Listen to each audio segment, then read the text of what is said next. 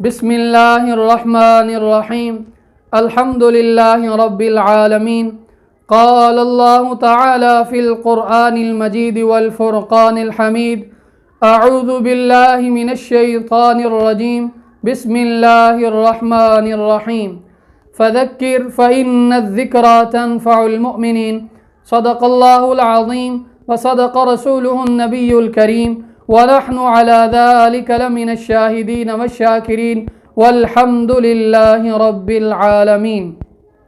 حضرت ابو ہریرہ رضی اللہ تعالیٰ عنہ روایت کرتے ہیں، فرماتے ہیں کہ ہم ایک دن نبی پاک صلی اللہ علیہ وآلہ وسلم کی محفل میں موجود تھے تو آپ صلی اللہ علیہ وآلہ وسلم نے ارشاد فرمایا، کون شخص ہے جو مجھ سے یہ خاص باتیں سیکھ لے اور ان پر عمل کرے، یا یہ باتیں ایسے آدمی کو پہنچا دے جو ان باتوں پر عمل کرے۔ تو حضرت ابو ہریرہ رضی اللہ تعالیٰ عنہ نے عرض کی کہ اے اللہ کے رسول صلی اللہ علیہ وسلم، میں حاضر ہوں، میں ان باتوں پر عمل کروں گا۔ تو آپ صلی اللہ علیہ وسلم نے حضرت ابو ہریرہ کا ہاتھ از راہ شفقت پکڑ لیا اور پھر حضرت ابو ہریرہ کو وہ باتیں شمار کرائیں۔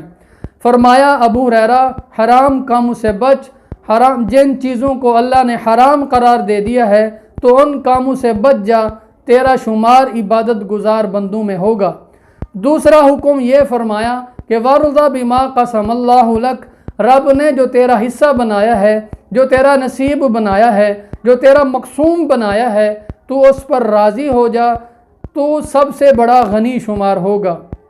تیسری چیز آپ صلی اللہ علیہ وآلہ وسلم نے یہ ارشاد فرمائی کہ وَأَحْسِنْ إِلَىٰ جَارِكَ، اپنے ہمسائے کے ساتھ، اپنے پڑوسی کے ساتھ اچھا سلوک کر، تو کامل مومن شمار ہوگا۔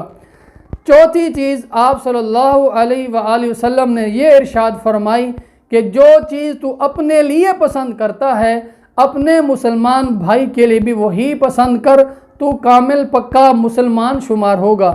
پانچویں چیز آپ صلی اللہ علیہ وسلم نے یہ ارشاد فرمائی کہ زیادہ نہ ہنسا کر، زیادہ ہنسنے سے دل مردہ ہوتا ہے۔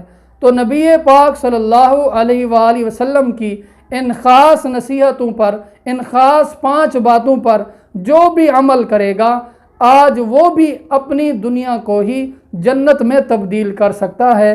اللہ تعالی عمل کی توفیق عطا فرمائے۔ وآخر دعوانا ان الحمد للہ رب العالمین۔